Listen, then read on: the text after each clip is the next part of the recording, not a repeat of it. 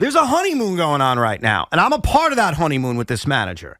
But we also need to be fair. I was expecting Friday night, Saturday night, Sunday afternoon, at some point, specifically Juan Soto, because he's their best player, that he was going to get drilled. Never happened. Yep, so that's just the Mets side. And by the way, Buck's going to join us Thursday afternoon on the show. I don't have the exact time yet, but he'll come on Thursday before the home opener on Friday. So we're looking forward to chatting with him about that. And they blew the game, to your point. Yeah, like they should have won yesterday. Alonso has a tough play where he flips it underhand, so run scores.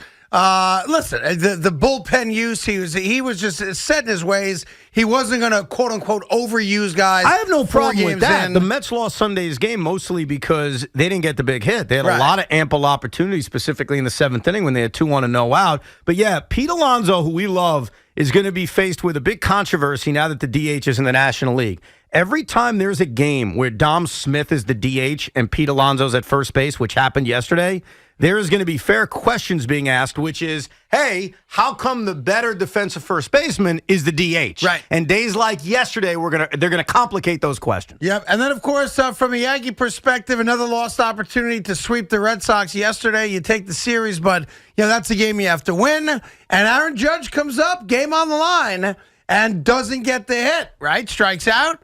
And I know what a lot of Yankee fans were saying.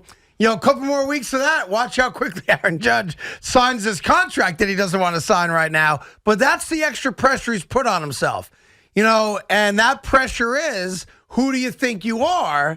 Maybe you're not that good. And when you get up with the game on the line and you're the guy that thinks he's worth more than 8 years and $230 million, and you get up and strike out, and are part of the reason the Yankees don't beat the Boston Red Sox and sweep them in the opening series of the year, you're going to hear about it. And the one thing we don't know yet about Aaron Judge is being in the position he put himself in. I don't know if he's sensitive. I don't know if that plays a role in how he performs, but we're going to watch it real time. He's going to face more questions than ever. But he's not going to be the number one guy Yankee fans bitch about. It's going to be Joey Gallo. It's going to be Aaron Hicks. They're going to be ahead of Judge. But look, more so in the fourth inning after Rizzo, who had a big weekend, got that 2-run single. Judge came up. They had a chance to continue that rally, and he bounced into a big double play. I do agree that throughout this season, every big moment will be more emphasized than ever because of Aaron Judge's decision. But look, now listen, it goes he brought it upon himself, both ways. If you're making $40 million a year, there's pressure on you that way. Fans aren't going to let you live it down. Yeah. Stanton's lived that, obviously. Every athlete in this town that cashes in for the big numbers ultimately lives that. But he's the exact opposite. And yet, I know what Yankee fans are saying because I'm friends with a lot of Yankee fans. And as you know, I am a Yankee fan. I've heard that. And I can tell you, 2 opportunities to win the game or at least, maybe tie the game and help the Yankees sweep the Red Sox. And he came up SMALL. Came up small. You've watched Aaron Judge. You got some balls saying no to $230 million. I'm paraphrasing every Yankee fan yesterday. You got some balls, Judge. We've watched Aaron Judge for 5 years now, since 2017. Is there anything about his personality that makes you think he is going to kind of shrink in this moment? I don't think he's going to shrink, but I can tell you that we have witnessed before, if you buy for just a moment, the concept that baseball, more than any other sport, other than maybe a shooter in basketball, is really a game of streaks. It really is, right? Like, I know Ron Darling has always said, show me a guy that's batting 400 through the month of April, because there's a guy every now and then that happens. And he said, I'll show you a guy that bats 200 in the month of May. And by the way, Judge is a great example of that. He is, throughout his career, like most sluggers, been an incredibly streaky player. So, if he gets up the next couple weeks, it's not going to be 2 games or 5 games. That's not fair. But if there are more moments like we saw yesterday where he's up in a spot where he can blow a game open, tie a game, give the Yankees a lead, clutch situations, and he doesn't come through.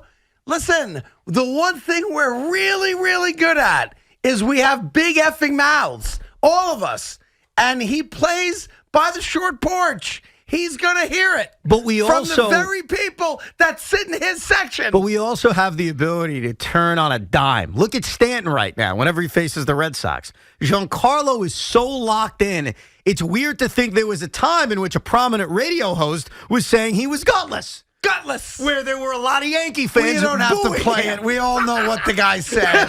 I was the guy, and I don't need to hear it again, but I was right. But when Stanton is locked in, like he is whenever he faces the Red Sox for whatever reason, you don't even think about that kind of stuff. I kind of disagree with part of that Really? But okay. Well, what part do you disagree with? He sometimes, here I go again. What are you going to do? There are times when Giancarlo Stanton is a disgrace. Okay. Listen. I'm just gonna No, leave what it are you alone. actually going to say about Stanton? He's there. I know. Listen. I know he's got a couple home runs. A couple. He had He's 6 got, like, straight games where He's got 5 hits. hits. No. Listen. I'm good. I'm good.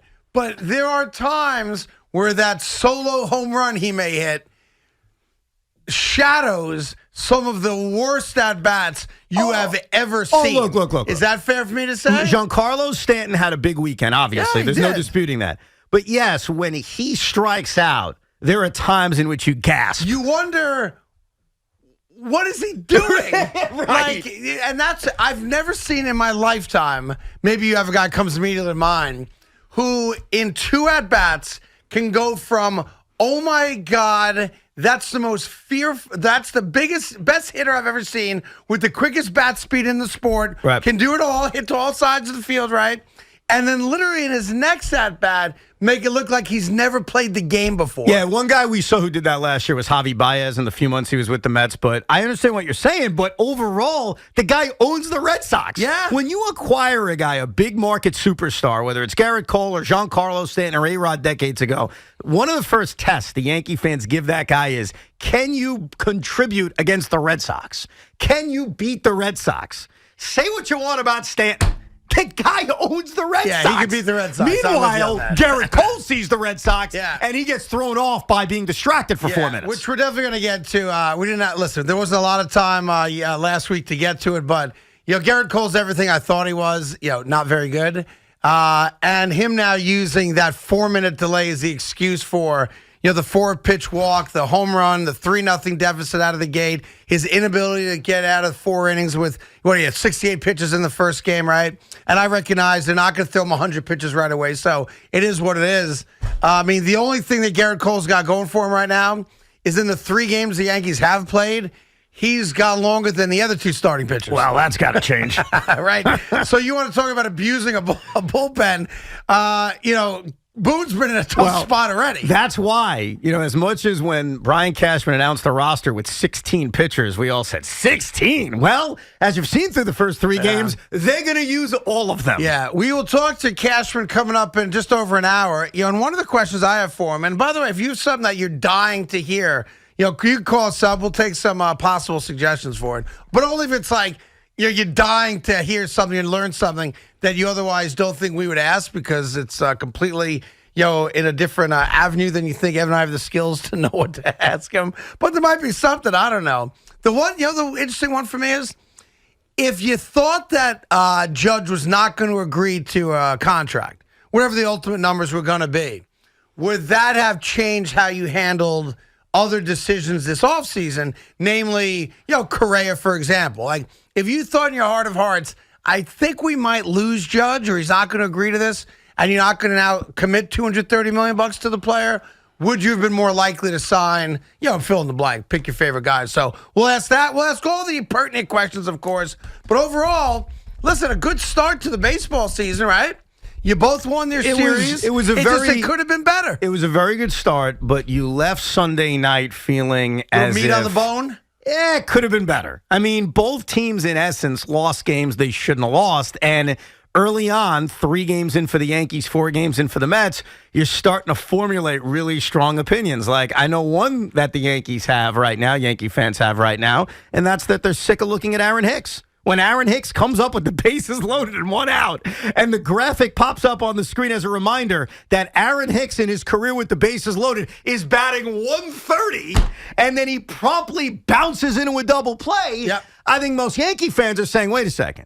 There are going to be days in which we don't play DJ LeMahieu For this so guy. this guy can play center field? Yeah. By the way, they're already rightfully so yelling and screaming about Gallo already, too. What's Gallo have 1 hit? Gallo, far this year? I hate to echo Aaron And Boone. do not tell me he's hitting the ball hard. I'm going to do it. Don't do it, Evan. Joey Gallo, first inning, 0-2, works out a walk. His next at-bat, 0-2, rips a line drive to right field. Then he gets the double. Then he skies one to right. You know what that means, folks? Joey Gallo didn't strike out in a baseball game and hit the ball hard numerous times. I don't care. I don't want to hear it. I'm sorry. It's when a coach talks about a Little League kid. Like you have Brandon Tierney come talk about his son's Little League team. If the manager of the New York effing Yankees is going to tell me I don't know what I'm watching with Joey Gallo. Oh, wait, he did strike out to end the game. Yeah. My apologies. Who, by the way, is making how much money? God knows how much money, right? Yeah. And you want to tell me that my eyes are deceiving me?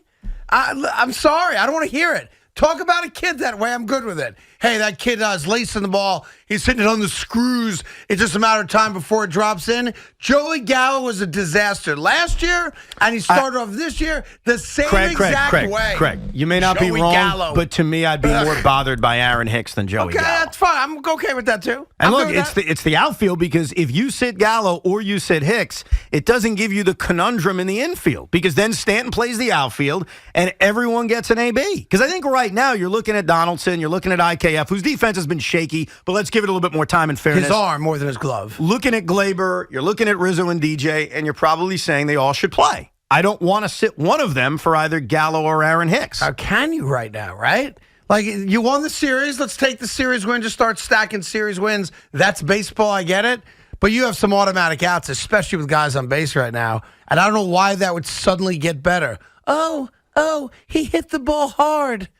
Okay. Oh, my quarterback's got a good arm. That doesn't mean he's throwing touchdown passes. But look how hard he throws the ball. What? We'll get all your calls on it. 877-337-6666. It's Carton and Roberts on the Fan. We'll go over that disaster of an Apple TV Plus broadcast, both of them. I know you only care about the Met one, but they both were beyond brutal. Sometimes you get a little too cute for yourself, and that's what happened there. We'll go over the K-Rod broadcast, which also embarrassed itself many, many times. When the highlight of your broadcast are reading tweets from people that hate you, you're doing something wrong. I'm sorry, that's just the way it is. And I appreciate self-deprecating humor. That's a part of this business. But if that's the bright light, and according to most reviewers, it was, you got yourselves a problem. Sorry, bad idea from jump.